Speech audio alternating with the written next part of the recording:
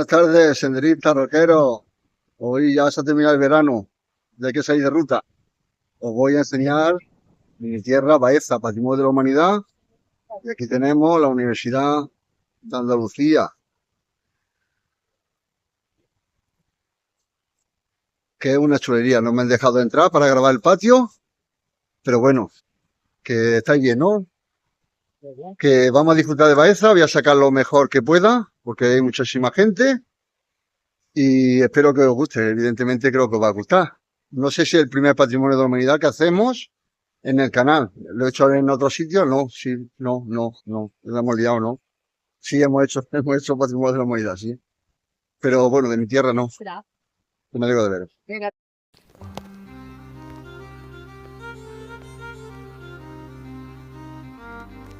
Baeza es una ciudad, municipio de España en la provincia de Jaén, y está integrada en la comarca de La Loma y es cabeza del partido judicial de Baeza. El 3 de julio de 2003 la UNESCO declaró los conjuntos monumentales renacentistas de Úbeda y Baeza Patrimonio de la Humanidad. Denominada Nido Real de Gavilanes por el romancero, fue un punto clave en la conquista de Al-Ándalus por los reyes cristianos, pasando definitivamente al reino de Castilla en 1227. Atalaya sobre el Guadalquivir, la posesión de su alcázar, considerado como inexpugnable, aseguró la retaguardia castellana, a la vez que supuso una amenaza constante para los reinos islámicos, situados al oeste y al sur del Guadalquivir. Una amenaza que se hizo efectiva durante los más de 2 siglos de lucha fronteriza que separaron la incorporación de Baeza al reino de Castilla y la caída del reino nazarí de Granada en 1492. La casa consistorial de Baeza es la principal edificación en el entorno del pasaje del Cardenal Benavides, o según denominación tradicional, Prado de la Cárcel, lo que revela su función original como palacio del corregidor.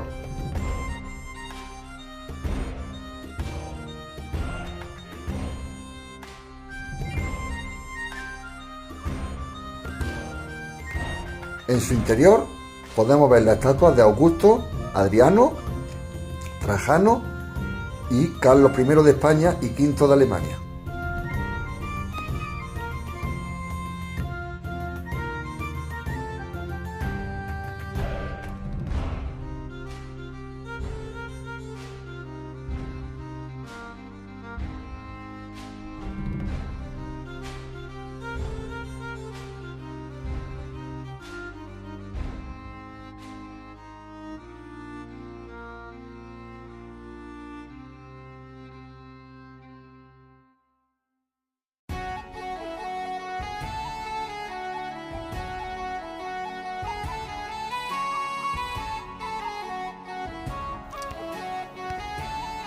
De la importancia arquitectónica en Baeza podemos destacar la capilla de los Benavides, en el que podremos ver los restos de la capilla mayor de la iglesia del convento de frailes menores de San Francisco.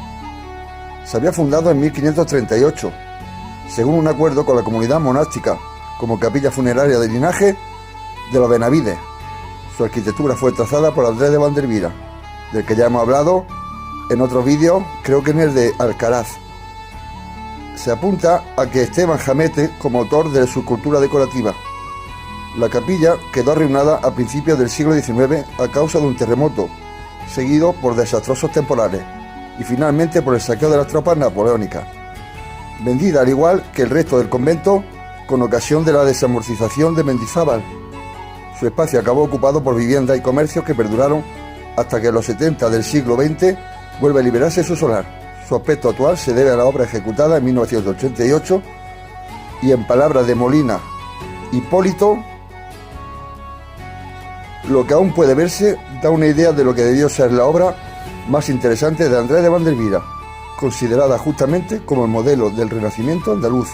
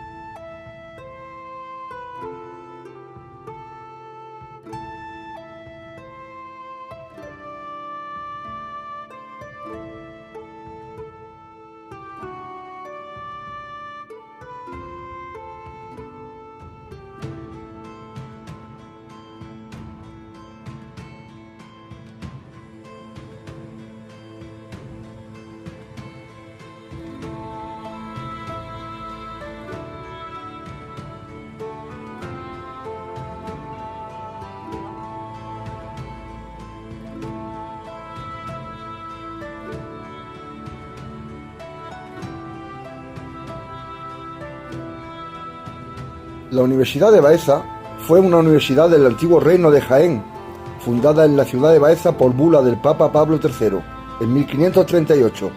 Fue una de las 4 universidades fundadas en Andalucía en el siglo XVI, junto a la de Sevilla, Granada y Osuna, en el marco de la plétora de fundaciones universitarias que se produjo en aquella época en toda España, quedando encuadrada en el grupo que suele denominarse de universidades menores, frente a las universidades mayores de Salamanca, Alcalá y Valladolid. Funcionó durante más de 3 siglos y en ella fue docente el poeta Antonio Machado. Tanto el edificio de la primitiva fundación universitaria como el de su implantación definitiva forman parte del conjunto monumental renacentista de Baeza.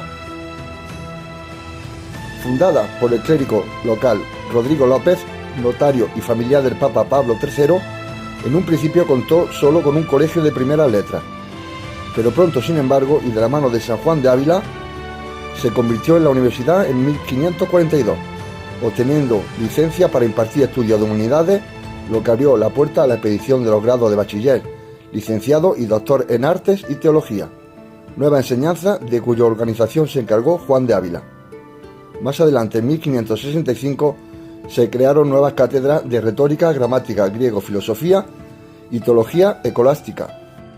Anoche, cuando dormía, soñé, bendita ilusión, que una fontana fluía dentro de mi corazón. Vi, ¿por qué, acequia escondida, agua, vienes hasta mí? Manantial de nueva vida, de donde nunca bebí. Anoche, cuando dormía, soñé, bendita ilusión, que una colmena tenía dentro de mi corazón y las doradas abejas iban fabricando en él, con las amarguras viejas, blanca cera y dulce miel. Anoche, cuando dormía, soñé, bendita ilusión, que un ardiente sol lucía dentro de mi corazón.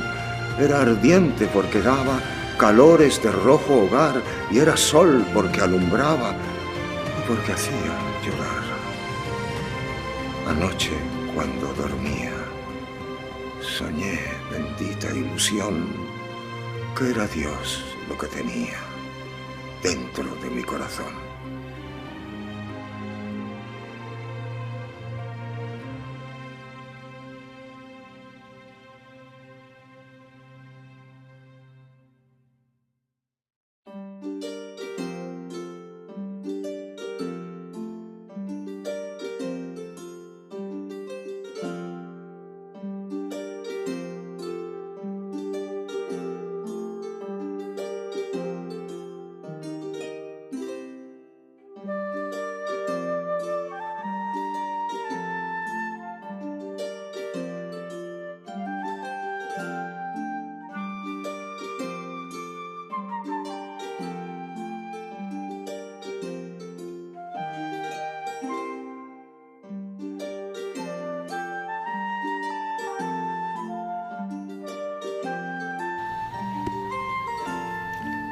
La fuente de la Plaza de Santa María, o Fuente de Santa María, fue mandada a construir por el concejo de la ciudad para conmemorar la culminación de la traída de aguas a la misma en 1564, siendo el corregidor el licenciado Manrique de Cabrera y autor del proyecto y de la fuente misma, el maestro arquitecto baezano Ginés Martínez.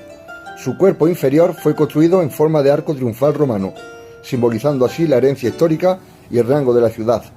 La obra sufrió algunas modificaciones en 1670 y su última restauración tuvo lugar en 1993. Sus aguas proceden de la mina de Celadilla, a 2,5 kilómetros del noreste de la ciudad, y llegan a la misma a través de una importante obra hidráulica que permite la entrada de un hombre.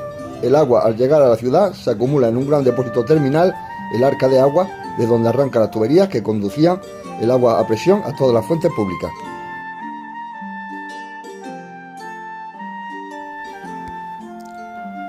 Se puede hablar de una prehistoria relevante en Baeza por los varios yacimientos arqueológicos que se han catalogado, aunque hasta la edad del cobre, a mediados del tercer milenio a.C., no aparecen, según los muestreos, ciertos grupos humanos de entidad significativa. Es cierto que del quinto milenio a.C. hay datos de existencia en la zona de grupos epipaleolíticos en los que respecta a sus hábitos de vida, caracterizados por una supervivencia de cazadores y recolectores. 1000 años después acudirían comunidades de más al sur, concretamente de las cuevas y abrigos de Sierra Mágina. Se trataba de grupos que traen consigo formas neolíticas basadas en la actividad agraria y en ciertos avances técnicos como el pulimento de la piedra y la cerámica. Todo ello ha sido documentado en yacimientos como el de los Horneros, los Morales y Toya. Ya en la Edad de Cobre aparecen poblados de cabañas, algún amurallado, mirando al Guadalquivir, donde las tierras eran más fértiles. Se trata de una economía ciertamente diversificada: agricultura, aprovechamientos forestales, ganadería, pesca y caza, con utensilios y herramientas de muchos tipos. En la Edad de Bronce aparecen nuevos poblados y las actividades siguen siendo prácticamente las mismas. A través de los ajuares funerarios se percibe cierta estratificación social. En el cerro del Alcázar, al sur de la ciudad, existió una de estas ciudades íberas durante al menos 300 años. Estaba amurallada y con cabañas intramuros, bajo las cuales se llevaban a cabo enterramientos. En este cerro se ubicaron sucesivos poblados íberos a partir del siglo IV a.C. Si hablamos de su historia antigua, las distintas fuentes clásicas, ya sean escritas o epigráficas, mencionan a la Vivatia, cuya relación con dicha cultura se remonta a la época del Imperio, allá por el siglo I a.C. Fue adscrita primero a la Hispania Citerior, pagando tributo pero con leyes propias. En el siglo I de nuestra era se la incluyó en el Conventus Cartaginensis, provincia de Tarraconense, cuya administración y economía estaban regidas por Cartagonova y la vecina ciudad capital de Cátulo. Décadas más tarde, Vespasiano le otorgaría la categoría de municipio fablio, hecho que le confería superior rango administrativo sobre las villas de la comarca. En una época en la que la Viviata es un lugar fundamental en la vía de comunicación por la que transcurre la Plata, que era transportada de las minas de Sierra Morena hacia la costa levantina. Ya en época posterior, al final del Imperio Romano, Viatia o Beatia recoge el testigo de capitanía de la provincia de que ostentaba Cástulo, a trasladarse aquí la ceca y el obispado. También se verá afectado el territorio por la oleada de invasiones bárbaras en el siglo V. Ante la oligarquía hispano-romana mantendrá su importancia en la comarca hasta la imposición de la autoridad visigoda en el siglo VI. La aristocracia goda se funde con la hispano-romana y se hacen con todos los resortes de poder. El campesinado está compuesto en la mayoría por hispano-romanos. La clase social más numerosa, compuesta de propietarios de tierra y colonos, esclavos, siendo ya incipiente la minoría judía dedicada a la empresa y el comercio. En la Hispania visigoda fue sede episcopal de la iglesia sufragánea de la archidiócesis de Toledo, que comprendía la antigua provincia romana de Cartaginesis en la diócesis de Hispania. Aún se conservan restos visigodos bajo algunos edificios, como parece ser el caso del arco embutido en uno de los muros de la iglesia románica de Santa Cruz.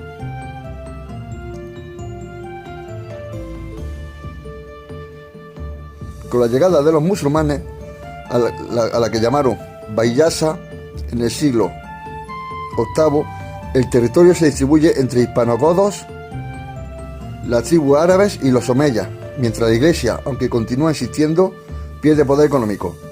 Los muladíes, convertidos al Islam, y los mozárabes, cristianos de permanencia en el Al-Ándalus, conformaron estructuras sociales no muy distintas a las previamente existentes. Tras periodos diversos de crisis, se conduce a la caída del califato.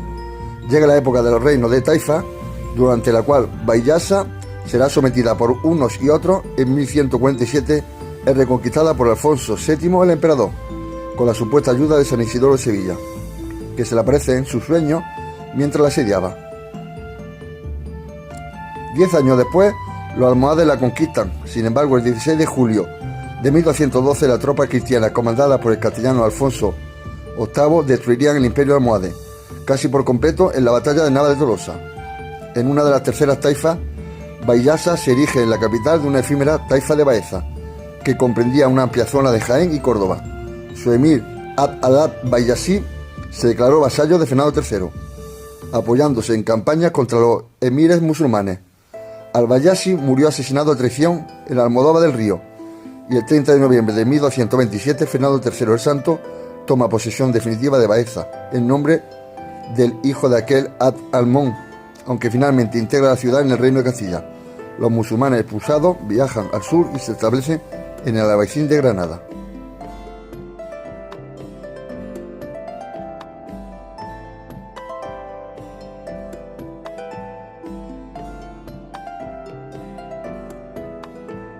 La verdad que después de tanto descanso y demás, pasear por Baeza, que veréis por qué es patrimonio de la humanidad, pues me alegra el día de conocer un poquito más Baeza, que lo he visitado 250.000 veces, pero ahora está mucho más limpia, está más cuidada, está haciendo mucho por el centro, que hay cosas que no he podido sacar en el vídeo, pero está chulísimo, está precioso. Es uno de los pueblos bonitos que hay en España. Pero no es porque yo sea de aquí, porque veréis que es chulísimo.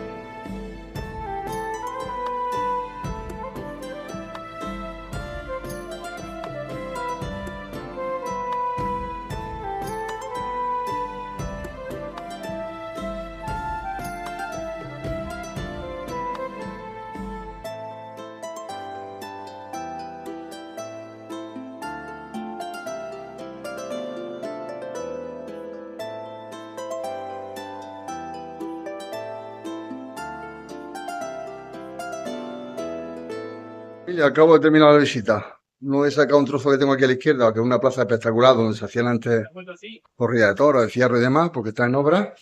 Se nota que Europa está dando pasta. Y nada, espero que os guste mucho el vídeo y que disfrutéis. Va a ser un poco largo, pero está muy chulo. Un abrazo y nos vemos. Cuidado mucho.